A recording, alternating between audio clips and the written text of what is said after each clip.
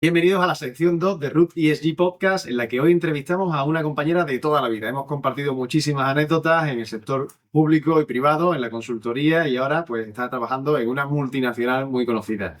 ¿Qué tal, Alejandra Macho? ¿Cómo estás? Buenas tardes. Pues la verdad que tenía muchísimas ganas de estar aquí. Es todo un honor poder participar contigo en tu proyecto. Y bueno, espero que os guste mucho nuestra conversación, nuestra charlita. Bueno, cuéntanos un poco sobre ti. ¿Quién es Alejandra Macho y a qué te dedicas?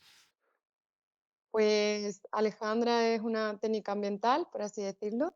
Empecé mi trayectoria en temas de reciclaje, del que, bueno, más adelante contaremos alguna anécdota mientras estudiaba la carrera y luego pasé al mundo de la consultoría, lo que me permitió pues diversificar mi carrera y ahora pues hago lo mismo que hacía en consultoría, pero solo para una empresa. Sobre todo temas de huella de carbono, pero bueno, hay más cositas por ahí que también abarcamos. Estupendo, vale. Pues yo te había traído aquí porque tienes muchísima experiencia con las colaboraciones con el sector público, tú desde la empresa privada. Y creo que es un tema apasionante en realidad porque estamos en un momento en el que está todo un poco complicado, ¿no? La ley de contrato del sector público en España pues permite ciertas valoraciones desde un punto de vista más económico que de criterios técnicos y se prima más muchas veces el precio frente a la calidad. Y eso está haciendo que se pierda un poco de competitividad en lo que viene a ser la prestación de servicios al sector público. ¿Cómo ves la situación ahora mismo en este sentido? Pues en este sentido, como bien dices, al final se prima mucho el precio y no, sinceramente no creo que se pierda calidad porque existe, o quiero pensar que existe mucha gente como nosotros, en la que, bueno, pese al precio, siempre apostamos por la calidad y eso nos ha jugado alguna que otra mala pasada, noches sin dormir y jornadas un poco maratonianas. Pero bueno, sí que es verdad que es una situación que creo que a largo plazo será insostenible por esto mismo. No podemos estar así, o sea, no se puede sostener a largo plazo esta situación. Hay que pagar las horas que cuesta hacer un trabajo de estas características, sobre todo si queremos que sea un informe, un trabajo que trascienda. Entonces creo que hay que darle una vuelta a esto porque hasta donde yo viví era complicado, porque no se Lo valoraba sé. realmente el esfuerzo. Totalmente. Es una cosa que la verdad es que los costes muchas veces, sobre todo en la parte de prestación de servicios en el sector público, los costes no llegan nunca a cubrir lo que son las horas de consultoría de calidad. Y eso, pues, lo que hace, lo que provoca es que el sector público no pueda recibir un servicio de la misma calidad de que el sector privado, por ejemplo, ¿no? Que sí está mejor valorada la consultoría. Así que bueno, esa situación, pues la verdad es que es un poco compleja. ¿Y qué opinas tú del sector, de la consultoría como negocio? Es decir, tú llevas muchísimos años en consultoría, así que ahora te estás dedicando más al corporativo en una multinacional, pero conoces muy bien el negocio de la consultoría. Cuéntanos un poco, ¿qué opinas al respecto? ¿Es un sector que está bien valorado, que es muy desgastado? ¿Es verdad esa mala fama que tiene? Cuéntanos un poco tu experiencia. Bueno, yo creo que es como todo. Al final tiene su parte buena y su parte menos buena, porque no te diría que es mala. O sea, al final todo es un aprendizaje y es una experiencia.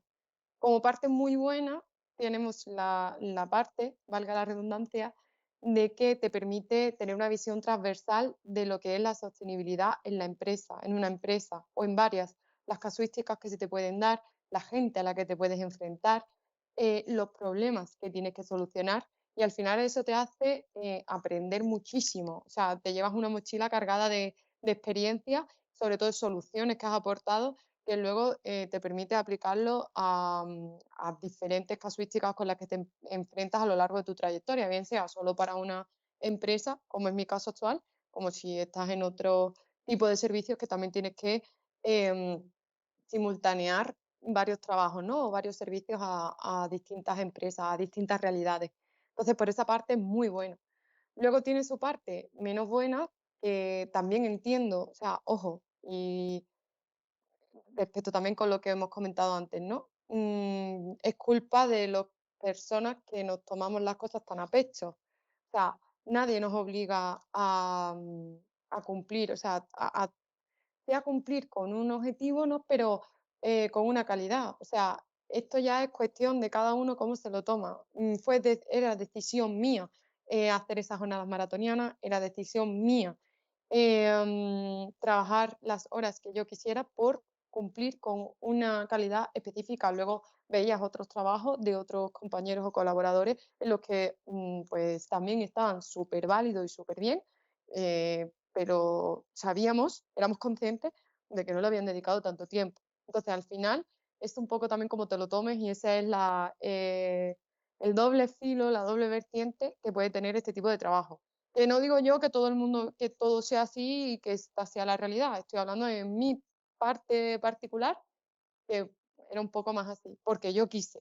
Ya, sí, no hace falta, no hace falta que lo jures, ¿no?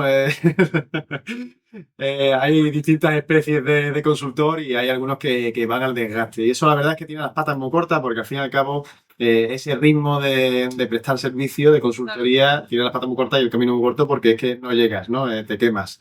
Y sí que es verdad que las personas que consiguen ese equilibrio entre dedicarle el tiempo que te están pagando y sacar un servicio con la calidad que te están pagando, eso es, para mí es un don. A mí me cuesta mucho conseguir ese equilibrio y me consta que a ti también y bueno, son distintos tipos de consultoría.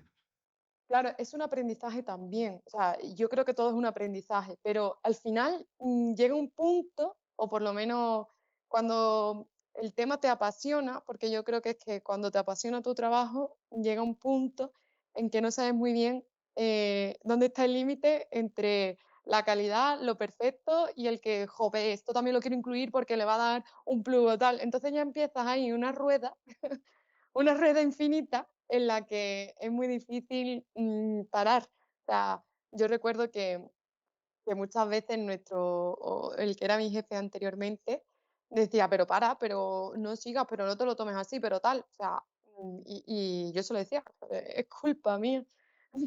No, no lo estoy echando aquí al tema consultoría, sino que cuando algo pues te apasiona y quieres, sobre todo quieres que la otra parte lo ponga en práctica o sea fructífero, por así decirlo, pues ya te metes ahí en una espiral un poco compleja. Pues sí, lo conozco esa sensación perfectamente, como que te metes tanto en los proyectos que quieres que de verdad sirvan para algo y no sea un informe de cajón, ¿no? Y eso pasa muchas veces con la consultoría.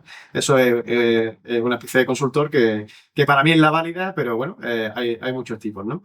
Bueno, cuéntanos un poco sobre tu experiencia, sobre qué hiciste al principio, creo que estuviste en Recapacicla con tema de huertos urbanos, estuviste en el Ayuntamiento de Sevilla donde coincidimos con nuestra primera experiencia laboral allí haciendo nuestras prácticas. Después en Ecoterrae, cuéntanos un poco. Pues sí, a ver, una vez que terminé la carrera, hice un máster de cambio climático y luego di otro salto al tema de ingeniería ambiental, ¿no? Entonces, en esa segunda etapa como estudiante, por así decirlo, compaginé mis estudios con temas de campañas de reciclaje y pequeños proyectos que me permitían compaginarlo, ¿no? Ahí empecé a trabajar en coles con todo el tema de, como bien decías, con la campaña Recapacicla, en la que tú intentábamos transmitir a los jóvenes la importancia del reciclaje, puramente, ¿vale? Propiamente dicho, contenedores, qué va cada contenedor y talleres en los que poníamos en marcha, o sea, lo que hacemos era em, darle una segunda vida a un residuo, ¿vale? Para poder reutilizar, que era una de las 3 R's de entonces, ahora hay alguna más, pero bueno, era un poco por ahí, iba un poco por ahí los tiros. Y ahí es verdad que en muchos casos los chavales me enseñaron más cosas a mí que yo a ellos, y la verdad que guardo un muy buen recuerdo de aquella etapa. Luego también tema de huerto urbano, que eso fue un veranito en un campamento, también muy entretenido. Y luego también el tema del Ayuntamiento de Sevilla, que me permitió ver las cosas de una perspectiva totalmente distinta, ¿no? Saber un poco ya, un poco más cómo era la empresa, cómo es enfrentarse a un mundo laboral totalmente distinto. también fue una experiencia muy fructífera y muy gratificante. Sí, conoces el sector público desde dentro. Además, recuerdo que incluso éramos parte redactora de los pliegos de prescripciones técnicas de servicios que luego íbamos a, bueno, servicios parecidos a los que luego íbamos a nosotros Total. prestar, ¿no? Como empresa privada. Total, total. Esto también nos permitió ver los toros desde la otra barrera, ¿no? Desde otra perspectiva y la verdad que para mí fue muy enriquecedor, sí. Y luego, bueno, como bien dice, empecé mi etapa en la consultoría y ahí ya pues la verdad que también súper contenta porque me permitió hacer muchos trabajos muy diversos y como decía antes, enfrentarme a unos perfiles de clientes muy diversos de los que también tengo muy buen recuerdo y alguna que otra anécdota. Y eso me servía, me acuerdo que incluso me apuntaba mis tips cuando me enfrentaba a un tipo de cliente u otro, con lo que me servía, ¿no? De las técnicas que aplicar o cómo debía explicar las cosas para adaptarme a un determinado público. Y la verdad que muy guay. Desde luego que te ha llevado unos pocos años y a ver si puedes hacer un listado de pros y contras. Para alguien que se quiera dedicar a la consultoría, tú que has estado tanto tiempo, ¿qué le dirías que tiene de ventaja y qué tiene de inconveniente?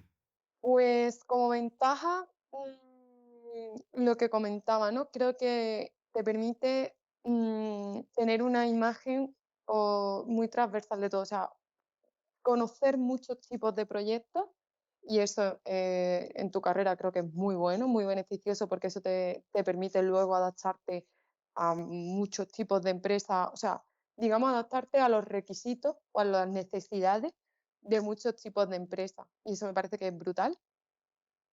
Y luego, como inconvenientes, pues, también, pues, que tiene que gustarte mucho, porque tiene mucho curro. Luego tiene muchos beneficios a nivel personal también, no solo profesional, pero te tiene que gustar mucho, mucho, mucho tu trabajo, porque luego, es muy exigente también, es una parte muy exigente. Es muy exigente. Además, es lo que tú has dicho antes, ¿no? Yo no sé si trabajo 8 o 24 horas, porque yo he hecho consultoría mientras estaba soñando. Es un poco enfermizo, ¿no? Pero es la realidad. Cuando estás tan metido en los proyectos, es incluso, no sé, extremista, ¿no? Hasta el punto en el que llegas con este tipo de servicios. Totalmente. Bueno, centrándonos un poco en el tema en el que tú eres especialista, en planificación municipal, en temas de cambio climático y sostenibilidad, eh, tú creo que eres la persona que conozco que más ha hecho en este sentido, es decir, del Pacto de los Alcaldes, tu querido Pacto de los Alcaldes, ¿no? Es una iniciativa europea para el control o, digamos, la reducción de las emisiones de gases de efecto invernadero a nivel municipal, pero también para la adaptación a los riesgos del cambio climático. Ahora también de temas de pobreza energética y tal. ¿Cuántos municipios has asesorado tú? Porque son más de 100, ¿no? No sé, muchísimos ayuntamientos con los que has trabajado, ¿no? Cuéntanos un poco tu experiencia al trabajar con ayuntamientos en contratos que muchas veces, pues bueno, pues son muy complejos a nivel de contratación. Es decir, los importes por los que se contratan este tipo de servicios son muy bajos y luego las exigencias son muy altas. Así que, bueno, cuéntanos un poco cómo se gestionan estas situaciones. Sinceramente es difícil. O sea, yo recuerdo uno de los últimos trabajos que hice en este sentido y fue complicado porque tuvimos que entrevistarnos con todos los participantes y pensando, o sea, todos más o menos tenían un mismo esquema, eran casi todos los mismos tipos de pueblos o de ciudades, pueblos barra ciudades, municipios en general. Pero luego las casuísticas y las personas con las que te encontrabas eran bastante diferentes, ¿vale? Las acciones sí que las podías aplicar en muchos sentidos iguales, pero luego si las querías personalizar, por así decirlo, para que, como hablábamos también, comentábamos antes, no fuese un informe de cajón y fuese algo a poner en marcha en dicho municipio, ahí ya la cosa se complicaba. Entonces, creo que la base de ello es una muy buena organización. Me acuerdo que tenía un Excel con los datos de cada uno, o sea, que era bastante grande. Eran como, no sé, o 60 o 70 eran, ¿no? No quiero recordar, era una auténtica locura. 68, no se me olvidará en mi vida. 68. Nos encontramos gente muy variopinta, la mayoría súper buena. Tengo alguna que otra anécdota también con ellos. Ahora no das cuenta, ahora no das Súper. cuenta. Ahora contaremos algunas. pero luego a la hora de tratar la información era complicado, porque si queríamos personalizar las actuaciones a realizar, ahí es donde venía el tema. Y luego los detalles de cada uno a nivel de, porque la adaptación más o menos todos estaban en la misma zona y era bastante parecida, pero la parte de mitigación, entre los que ya tenían acciones hechas, los que no tenían nada y había que empezar de cero, que eran todavía más complicados si cabe, y los que tenían un montón de acciones y ahora querían perfeccionar y ver qué más cosas podían hacer para ya llegar al top y conseguir el objetivo cuanto antes y demás, te planteabas en un escenario en el que era blanco, negro y gris y a ver cómo gestionamos cada uno. Entonces, eso sí que fue todo un reto, la verdad, bastante. Desde luego, y además este tipo de planificaciones con el sector público que está muy enfocado también a vincularlo con que te den o de no subvenciones y tal, Claro. se paga tan poco en realidad porque se busca la escalabilidad de los trabajos, pero luego en realidad cuando estás ejecutando pasa lo que tú estás diciendo, cada municipio pues quiere su plan específico y claro, Claro. ¿qué haces tú, no? Pues te lo comes con papas. Este tipo de informes tiende mucho a quedarse en el cajón, como tú has dicho, ¿vale? O sea, ¿cómo dirías tú que, o cuáles son las claves que tú has aprendido en tantos años para que eso de verdad no pase? Y que de verdad sea un documento estratégico para alcanzar los objetivos de reducción y de adaptación al cambio climático. Pues creo que lo principal es la difusión y la formación. Por un lado, difundir qué se va a hacer, el qué, por qué, para qué, o sea, responder a una serie de preguntas clave, pero no solo a nivel de ayuntamiento, sino que se dé a conocer el proyecto para involucrar a todo el mundo. O sea, que todo el municipio sepa qué se va a hacer y por qué se está haciendo. Es la única forma de implicar a todo el mundo y de que luego las acciones realmente se ejecuten, porque si no se hacen desde dentro, siempre va a haber alguien desde fuera que levante la mano y, oye, ¿y esta acción? Oye, ¿y esto que dijimos? Siempre se va a tener más empuje por parte externa para que eso se realice. Y luego otra cosa muy importante es la formación. Eh, Nos hemos encontrado muchos casos en los que la recopilación de datos se realizaba con personal, porque no tenían recursos, lo entiendo perfectamente, ¿no? Con personal que no tenía ni idea de lo que iba el proyecto. Entonces, te empiezas a recopilar datos, a buscar y tal, tirando de un hilo que es muy complicado. O sea, primero, ¿qué vamos a hacer? ¿Por qué lo estamos haciendo? Y ahora vamos a formarnos, vamos a ver qué necesitamos, cómo lo vamos a hacer, qué datos necesitan esta gente. No sé, creo que ahí esas dos cosillas en muchos municipios era muy complicado. Otros sabían muy bien el tema, pero era complicado, sobre todo la discusión. Em, yo recuerdo que en mi municipio donde yo vivía existe el PACE y había el PACE y yo no lo sabía hasta que no entré a trabajar de eso. Creo que es muy importante que todo el mundo sepa En que se esa época, en esa época estaban las agendas 21, los PAES, los PACES, ¿no? Los planes de acción por el clima y la energía sostenible, el tema de emisiones, el tema de adaptación al cambio climático. Había muchas cosas y sí que es verdad que sin participación estas cosas no se infiltran en la sociedad y no valen absolutamente para nada, únicamente las acciones que directamente se ejecutan, ¿no? Pero no hay concienciación, no hay involucración de la ciudadanía, que al fin y al cabo es lo importante, ¿no? Dentro de un inventario de emisiones, una parte muy importante de las emisiones no son industriales ni nada, sino son emisiones derivadas de la vida cotidiana de las personas que viven en ese ayuntamiento. Bueno, y en ese tipo de planificación, tú que has trabajado con tantísimos ayuntamientos y tal, cuéntanos alguna anécdota que te haya ocurrido en este tipo de proyectos. Ha habido alguna. Recuerdo una en concreto, en una de las sucesivas reuniones que teníamos con los municipios, precisamente para ver qué acciones tenían en marcha y tratar un poco con ellos para conocerlos mejor. Recuerdo un municipio muy, muy, muy pequeño en el que solo estaba el alcalde y el teniente alcalde. Seguro que había más trabajadores, pero en esa reunión solo había dos personas. Me comentaban que tenían muy poquitos recursos, pero que ellos no tenían ni que mitigar nada ni que adaptar nada, que ellos tenían allí sus árboles, su agricultura, su ganadería y que no necesitaban nada, que por no haber no había ni coches. Entonces, que tenían, yo no sé si esto no me lo llegué a creer, pero así me lo dijeron, ¿no? O sea, que tenían un burro con el que hacían las cosas que tenían que hacer, en fin. La verdad que ellos dos se lo estaban pasando pipa yo estaba un poco en plan, no sé si reírme o llorar con esto, porque no sé si creérmelo o no creérmelo. Tú sabes que yo soy mucho de creerme las cosas. Entonces digo, No lo jures. dijo, es verdad que tienen muy pocas cosas, que es verdad que a nivel mitigación, bueno, adaptación ya ni hablamos, ¿no? Pero mitigación tienen muy poco que mitigar porque no consumen apenas energía. Luego tenían, creo recordar, algún tema de placa solar y por la noche todo era súper, es que no recuerdo, ellos me lo vendieron como que todo lo tenían ya mitigado. Consumo energético mínimo, gas natural y tema de combustibles fósiles cero y por supuesto coches casi ninguno porque el burro era su medio de transporte. Así que y bueno, pues imagínate cómo nos fuimos de esa reunión. Yo ya te Oye, pues digo, mira, pues interesante, ¿no? reír o llorar.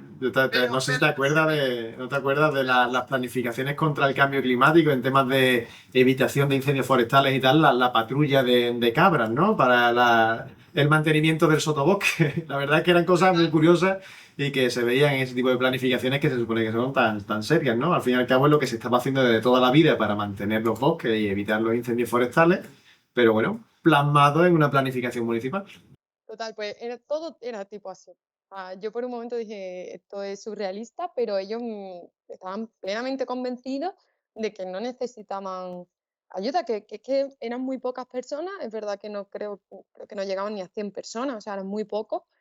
Y que ellos ya pues estaban allí en la gloria, que no necesitaban absolutamente nada. De hecho, me dieron las gracias, gracias por interesarte, tal cual, pero estamos súper bien. Y yo, bueno, Pero estamos bien, puedes irte. exacto. Fue muy Oye, gracioso, fue gracioso. dentro de los PACES y de los PAES y tal, está la parte de huella de carbono. Has trabajado muchísimo en temas de huella de carbono, tanto para empresas como para ayuntamientos y tal. Y hay una casuística muy interesante en los ayuntamientos, ¿vale? Que es el cálculo de la huella de carbono con unos datos de actividad que no son propiedad del ayuntamiento. Es decir, cuando tú vas a calcular la huella de carbono de un municipio, pues te encuentras con que tienes que estimar muchísima información y tal. Aquí en Andalucía tenemos una herramienta muy buena, que es la herramienta de huella de carbono de municipio, que básicamente pues te da casi todo hecho. Pero te sales de Andalucía y la verdad es que no desconozco si hay otras comunidades autónomas que tengan una herramienta similar, pero ¿cómo lo hacías tú? Es decir, ¿cómo lo planteabas para sacar tal cantidad ingente de datos para calcular un inventario de emisiones de gases de efecto invernadero de un municipio de, no sé, 50.000 habitantes, 100.000 habitantes? Era una tarea bastante complicada. Recuerdo que usábamos plantillas que no, o sea, una vez que teníamos los requisitos del trabajo, ¿vale? Del proyecto, nos íbamos, ¿vale? Parte de huella de carbono y veíamos los datos a recopilar. Ya sabes, cuando te pones a hacer temas de huella, sabes los datos a recopilar, pero bueno, digamos que en el proyecto te venían pormenorizados todos los que eran necesarios y si no recuerdo mal, a veces había algunos opcionales y tal, pero bueno, tenías las directrices de los datos de actividad indispensables a recopilar. Y a partir de ahí, bueno, pues tenía que dar primero con la persona de contacto, que no siempre era la que te decían, porque a lo mejor llevaba varios municipios y bueno, había que dar con la persona de contacto y luego hacerle entender, eh, transmitirle el porqué del proyecto y los datos que necesitábamos. Para eso nos apoyábamos en plantillas en lo que para saber los datos. ¿Qué ocurre? Que con la plantilla todo era muy guay hasta que te pasaban un PDF de 100, iba a decir 100.000, pero bueno, chorrocientas facturas en PDF que había que 100.000 no, pero 800 está mejor. para que nos entendamos, exacto. Facturas en PDF que había que ir picando una a una hasta dar con el resultado final. Y ahí ya la cosa se complicaba. Para un municipio como el que comentábamos anteriormente, de 100 habitantes o 200, estaba todo bastante claro. Pero cuando había más, la cosa se complicaba. No porque al final, vale que, por ejemplo, un consumo de gas natural son 12 facturas y eso te da igual el número de habitantes. Pero luego había otra serie de registros que sí que eran mucho más complejos y que también había que recopilar y tenías que ir uno a uno y bueno, ahí la cosa ya se ponía. Claro, yo recuerdo la casuística de los consumos de electricidad a nivel municipal, ¿no? Que teníamos que contactar con las comercializadoras de energía, que te pasaban unos Excel que eso no lo entendía nadie, no lo entendía ni las comercializadoras. Sobre el papel, una huella de carbono es muy sencilla, ¿no? Oye, mira, sacas el dato de actividad, lo multiplicas con el factor de emisión y tienes las emisiones, ¿no? Te vas a la práctica en un ayuntamiento y te encuentras con lo que tú has dicho. Una burrada de documentación totalmente analógica que no tienen ni por dónde cogerla porque tienes que digitalizarla completamente, registros a los que le faltan meses o años. Es decir, es una auténtica, es la jungla el tema de huella de carbono a nivel municipal. Exacto, porque pensándolo de forma individual, puede ser, o sea, de forma individual, digamos, en una casa, ¿no? En un solo edificio, más fácil. Pero cuando te metes en un tema ayuntamiento, resulta que tienen varios edificios propiedad del ayuntamiento, e incluso núcleos urbanos, o sea, edificios residenciales propiedad del ayuntamiento, que se ofrecen a la ciudadanía por diversos motivos, y cuyos consumos también se gestionaban, o sea, esas facturas también las pagaba el ayuntamiento en mayor o menor medida, eran propiedad de ellos y había que contabilizarlas. Entonces ahí ya la cosa se complicaba muchísimo. Pero bueno, como decía antes, una buena organización era la base de todo. Porque a nivel municipal también, cuando hablas con las personas y tal, que a lo mejor pues no tienen tanto conocimiento en temas medioambientales, pues se escuchan algunas frases que muchas veces las escucho y digo, joder, macho, ¿por qué? O sea, ¿qué estamos haciendo mal para que todavía se piensen estas cosas, ¿no? El otro día, por ejemplo, hablaba con alguien y me decía, yo no reciclo porque todo eso va al mismo, bueno, al mismo contenedor, no, el camión lo mezcla todo, ¿vale? Hay distintos contenedores, pero llega el camión y lo mezcla todo.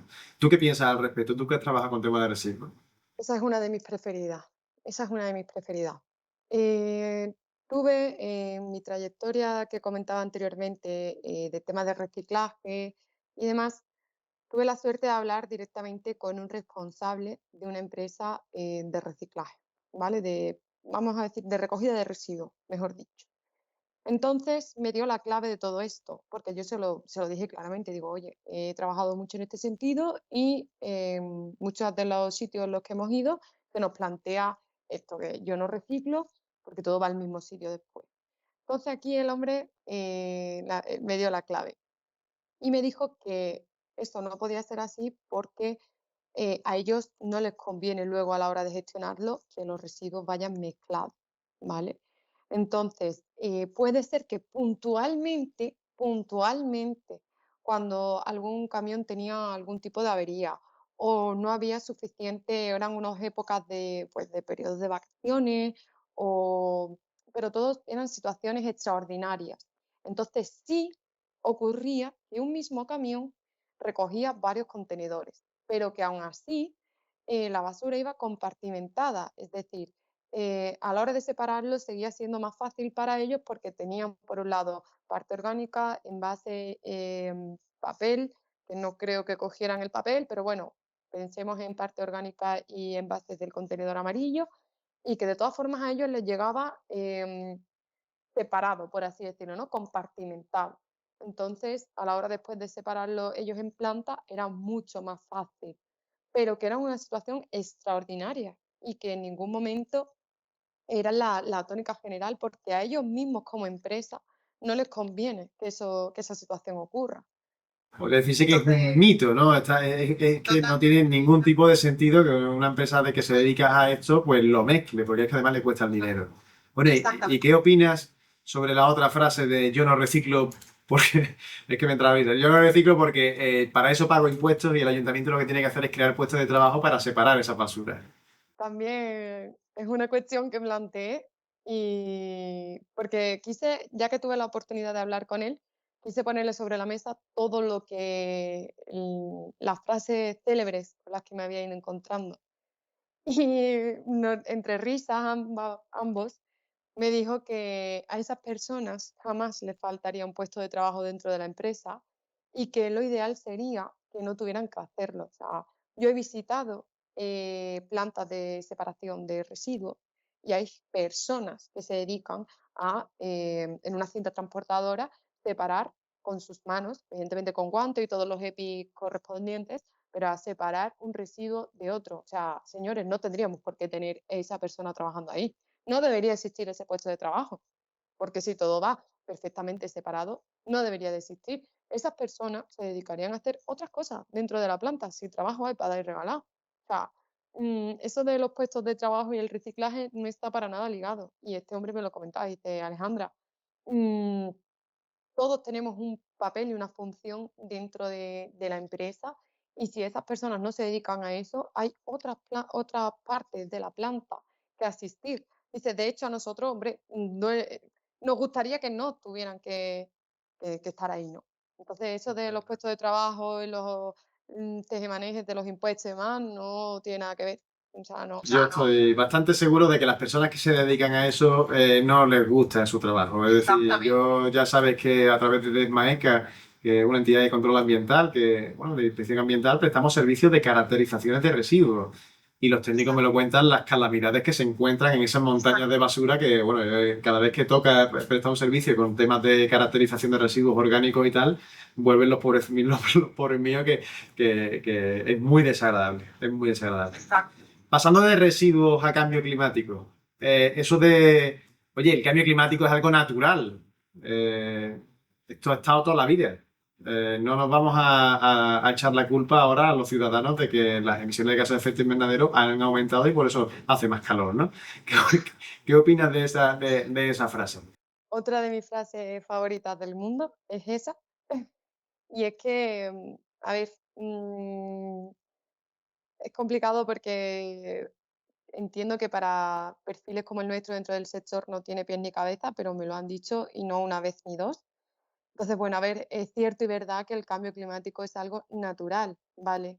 Pero cuyos efectos no tienen nada que ver con lo que habría si este cambio se produjera de forma natural. Es decir, si no existiera la industria y el cambio climático se diera por el calentamiento propio de las emisiones naturales, la erupción volcánica, en los animales, no sé, temas naturales, pues ahí sí podríamos hablar de un cambio climático natural y tal. Pero ahora a eso le estamos incluyendo todo el tema del impacto pues, de antropogénico, ¿no? En general, todos los coches, las empresas en general, los ayuntamientos, las personas, todos estamos generando un impacto que de forma natural no se contabilizaría, o sea, no se sí cuantificaría o no quizás con tanto impacto. Entonces, tiene sentido de que a partir de la revolución industrial todo fuese a peor y, y el cambio climático pasase a ser cambio climático o a denominarse o a tener culpa, digamos, la mano del hombre, eso ya creo que explica muchas cosas y sobre todo los efectos que pueden suceder, que nada que ver tienen, o creo, desde mi perspectiva, con lo que ocurriría de forma natural. Bueno, Ale, yo creo que esto es un buen colofón para el podcast de hoy. Me ha encantado tenerte aquí en el episodio de hoy, aunque sea telemáticamente. Y bueno, yo nada más que espero que vengas a Sevilla a visitarnos, a tener un podcast que sea presencial, face to face, que ahí ganamos todos y que podamos compartir otras experiencias que me consta que únicamente no sabes de planificación municipal y sector público, sino que sabes de muchísimas cosas más, ¿no? Así que espero tenerte por aquí prontito. Muchas gracias a vosotros por invitarme. Ha sido un placer y cuando queráis repetimos, como las niñas. Muchas gracias. Estupendo, un abrazo. Un abrazo.